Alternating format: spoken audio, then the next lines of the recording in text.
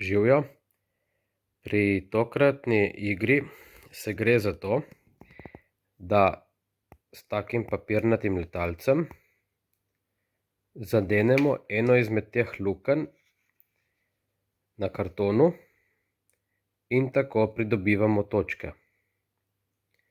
Rabimo pa en kos kartona, eno rezilo za izrezati luknje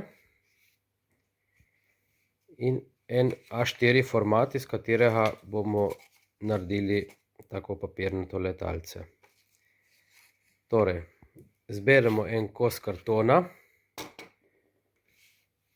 izrežemo, jaz sem uporabil kar olfa nož, zdaj če so otroci, če to otroci delajo, mora biti ena odrasla oseba zraven, da pač bdi nad njimi, da si nekaj naredijo, da se ne urežejo. To iz kartona rezati je kar naporno, kar mogoče pretežko za otroke. To je boljše, da naredi kakšen odrasel ali starš. Se pravi, izrežemo luknje poljubne velikosti, moramo paziti, da bo šlo tudi naše letalce skozi te luknje, da ne bo premajhne. Ko smo to naredili, lahko te luknje poljubno oštevilčimo. Se pravi, večja kot je luknja, je smiselno, da je manj točk vredna, ker jo je lažje zadeti. Jaz sem zdaj oštevilčil, imam 5 lukenj od 1 do 5, lahko tudi od 10 do 50 po želji. No, si bomo pa še pogledali, kako nastane tako letalce. No, pa izdelajmo letalce.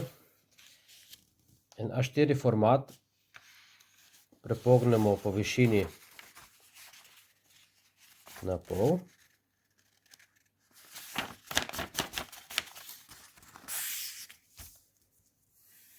Tako. Razpremo. Nato primemo enega izmed zgornjih robov in ga prepognemo tako proti sredini.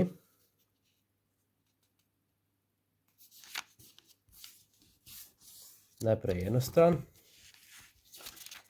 nato še drugo stran.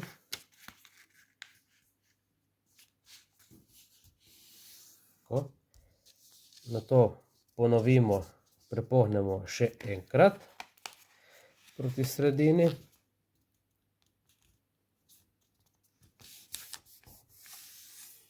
Najprej eno stran, nato še drugo stran.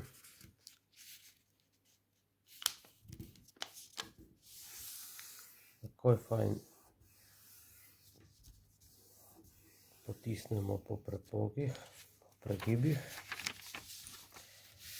Tako. Zdaj prepognemo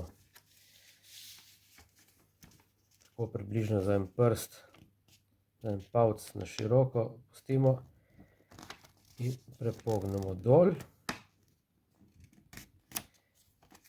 Najprej eno stran,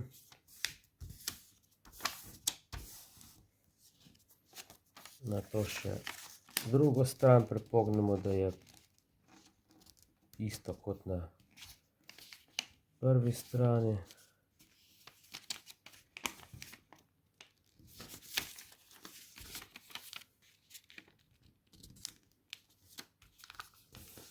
Takole. In naše letalce je skoraj nared. Če želimo, lahko mu dodamo še zakrilca, da nam bo, če naredimo tako po strani, da nam bo letelo čim bolj naravnost. Tukaj na tem delu se pa naredi, da nam bo